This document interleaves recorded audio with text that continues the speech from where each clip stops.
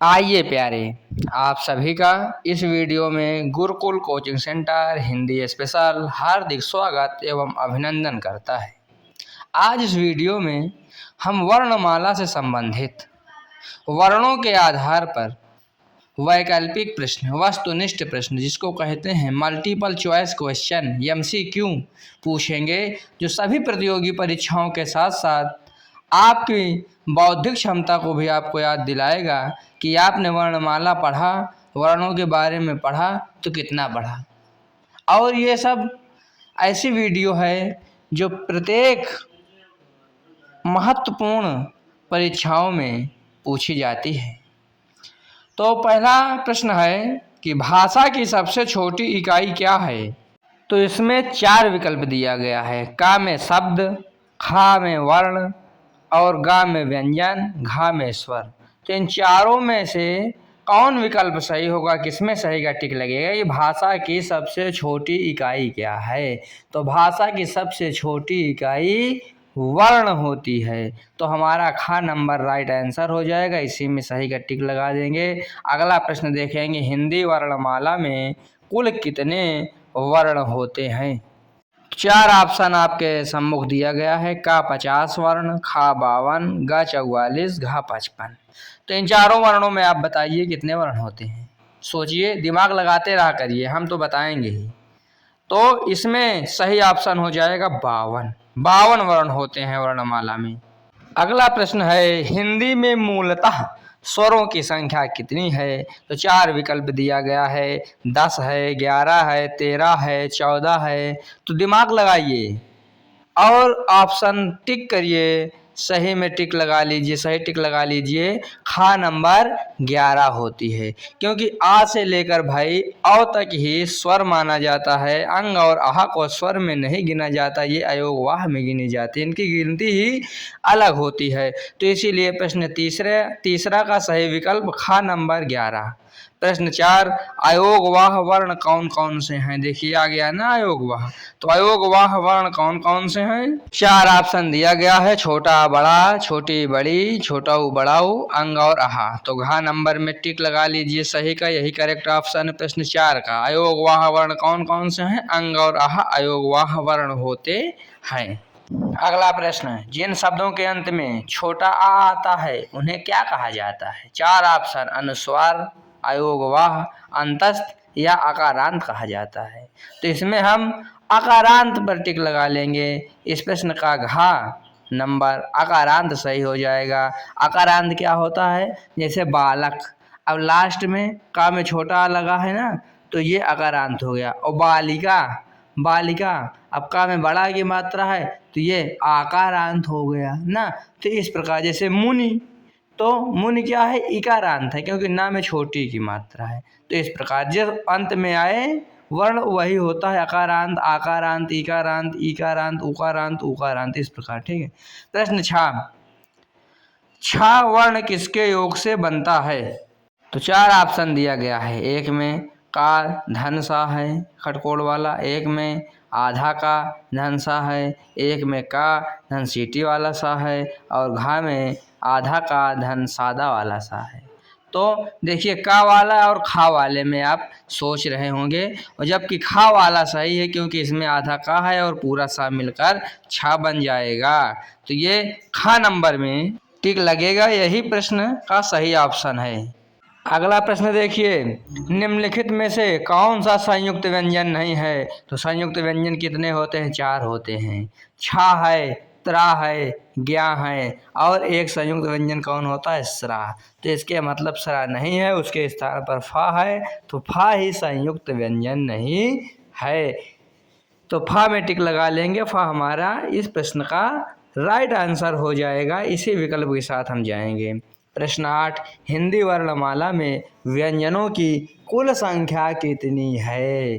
का नंबर में 30 है, खा में 33, गा में 35, घा में 36। अब इसमें आपको सोचना है कि कौन सा विकल्प सही है, कौन सा विकल्प उचित है, किसमें टिक लगाना चाहिए हमको। तो दिमाग लगाइए कि 5 × 5 = 25, 25 स्पर्श व्यंजन होते हैं, और 8 अंतस्थ और ऊष्म व्यंजन होते हैं। 25 8 हो गया 33, तो इसलिए खा नंबर का विकल्प सही है और हम 33 पे सही का टिक लगाकर इसको राइट कर देंगे।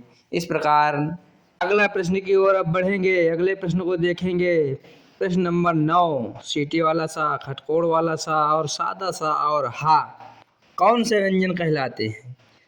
4 ऑप्शन आपके समक्ष प्रस्तुत है। स्पर्श व्यंजन कहलाते हैं, अंतस्थ व्यंजन है, ऊष्म व्यंजन है, संयुक्त व्यंजन है। 4 विकल्पों में कौन सही है? तो 4 विकल्पों में हम ऊष्म व्यंजन के साथ जाएंगे और ऊष्म व्यंजन पर टिक लगा लेंगे, क्योंकि ये सा और हा ऊष्म व्यंजन होते हैं। अंतस्थ व्यंजन किसे कहा जाता है? जो या रा ला वा इन्हें अंतस्थ कहते हैं। संयुक्त व्यंजन छाता छात्रा ज्ञा स्रा और स्पर्श व्यंजन का से लेकर पा वर्ग तक यानी 25 स्पर्श व्यंजन पर हो गया। प्रश्न 10, निम्नलिखित में से कौन सा अंतस्थ व्यंजन है? तो का है सा, खा में या, गा में छाला लिखा हुआ और घा में क्या है? तो अंतस्थ व्यंजन कौन सा अभी बताए थे ना, या रा ला वा। तो इस प्रकार हम खा में टिक लगा लेंगे और हमारा प्रश्न 10 का आंसर खा नंबर सही होगा। अगला प्रश्न, जिन वर्णों के उच्चारण में श्वास वायु मुख से कम निकलती है और कंपन कम होता है उन्हें क्या कहते हैं? तो का नंबर में महाप्राण, खा घोष, गा अल्प प्राण, घा सघोष। तो इसमें हम क्या टिक लगाएंगे? इसमें अल्प प्राण में टिक लगा देंगे, यही इस प्रश्न का उपयुक्त आंसर है। प्रश्न 12, हिंदी वर्णमाला में संयुक्त व्यंजनों की संख्या कितनी है? अब संयुक्त व्यंजनों की संख्या यदि आप पढ़े होंगे तो आप बता देंगे। ऑप्शन दिया हुआ है 3 है, 4 है, 5 है या 6 है। तो हम इसमें किस ऑप्शन को सही समझेंगे, कौन से विकल्प के साथ जाएंगे कि हमारा विकल्प उचित हो जाए? तो हम 4 खा में टिक लगाएंगे। 4 संयुक्त अक्षर होते हैं, यही हमारा इस प्रश्न का सही उत्तर होगा। प्रश्न 13, या रा ला वा किस वर्ग के व्यंजन हैं? 4 ऑप्शन दिया हुआ है, ऊष्म व्यंजन, अंतस्थ व्यंजन, संयुक्त व्यंजन या स्पर्श व्यंजन। हम किस में टिक लगाएंगे? या रा ला वा किस वर्ग के व्यंजन है? तो हम खा में टिक लगाएंगे और खा हमारा इस प्रश्न का राइट आंसर होगा और अंतस्थ व्यंजन के साथ जाएंगे। अंतस्थ व्यंजन है या रा ला वा। प्रश्न 14, निम्नलिखित में से कौन सा मूल स्वर है? मूल स्वर माने यानी जिस स्वर के बिना कोई भी अक्षर अपने रूप में नहीं आ सकता। जैसे प्रत्येक व्यंजन के साथ छोटा आ लगा रहता है और किसी व्यंजन के साथ तो ये जरूरी नहीं कि कोई वर्ण लगा रहे, लेकिन प्रत्येक व्यंजन के साथ छोटा आ लगा होता है, तो यही मूल हो गया। जैसे पेड़ का मूल जड़ होता है, किसी घर का, इमारत का, बिल्डिंग का मूल क्या होता है? तो नींव होती है, पिलर होता है। तो इसी प्रकार मूल स्वर कौन सा है? तो का नंबर में टिक लगाएंगे, आ में। अगले प्रश्न की तरफ बढ़ते हैं और देखते हैं अगला प्रश्न क्या कहता है। और प्रश्न कह रहा है कि हिंदी में री से ऋषि का उच्चारण किस रूप में होता है? रा के रूप में होता है, खा नंबर री के रूप में होता है, गा नंबर ई के रूप में होता है, घा नंबर ऊ के रूप में होता है। बहुत आसान सवाल है। अब इसमें तो री जब बोलोगे तो मुँह से निकल रहा है, रा होगा नहीं, री के रूप में होता है। खा नंबर विकल्प के साथ जाएंगे, यही उचित होगा, यही सही है, इसमें टिक लग जाएगा और री हमारा प्रश्न 15 का ऑप्शन नंबर खा सही हो जाएगा। प्रश्न 16, कंठ ताल मूर्धा दंत और ओष्ठ किसके भेद हैं? उच्चारण स्थान के भेद हैं, प्रयत्न के भेद हैं, बल के भेद हैं, श्वास के भेद हैं। तो इसमें हम उच्चारण स्थान में टिक लगाएंगे, यही सही होगा। अगला प्रश्न देखिए, जिन वर्णों का उच्चारण बिना किसी अवरोध के होता है उन्हें क्या कहते हैं? यानी जो बिना रुकावट के होते हैं, जिनको किसी का सहारा नहीं होता। का नंबर वर्ण, दूसरा खा नंबर स्वर, गा नंबर में व्यंजन है और घा नंबर में अयोग वाह है। तो हम चारों में से कौन सा ऑप्शन उचित मानेंगे? बताइए, जल्दी से कमेंट कीजिए। प्रश्न 17 का खा नंबर सही होगा। स्वर टिक लगा लीजिए। स्वर ही ऐसे वर्ण होते हैं जिनको पूर्ण स्वतंत्रता के साथ बोला जाता है। प्रश्न 17 का खा स्वर नंबर सही विकल्प होगा। प्रश्न 18, कंठ ध्वनि का उदाहरण कौन सा है?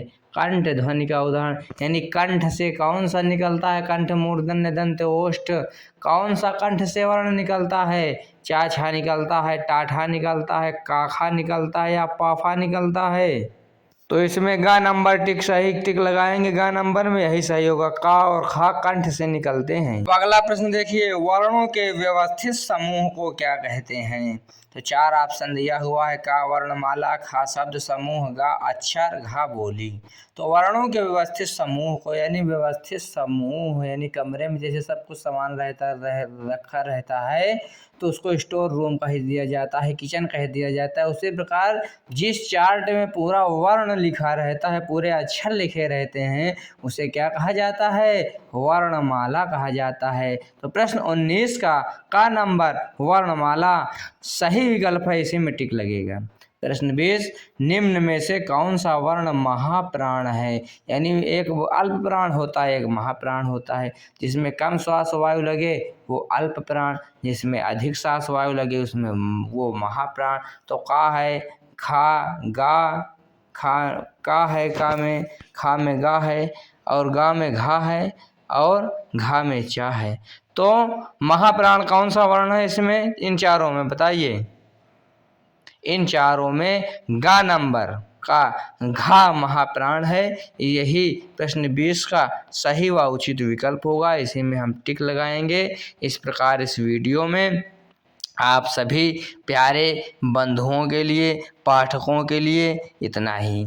आप लोग सभी प्यारे इसी प्रकार वीडियो देखते रहिए, ज्ञानवर्धन करते रहिए, और इस प्रकार की वीडियो आपको प्रत्येक परीक्षाओं के लिए काम आएंगी, कारगर साबित होंगी। आप हमारे चैनल से जुड़ जाइए, लाइक करिए, कोई प्रश्न रह गया हो कमेंट करिए, शेयर कीजिए और सब्सक्राइब करना ना भूलें। आप सभी का बहुत बहुत धन्यवाद।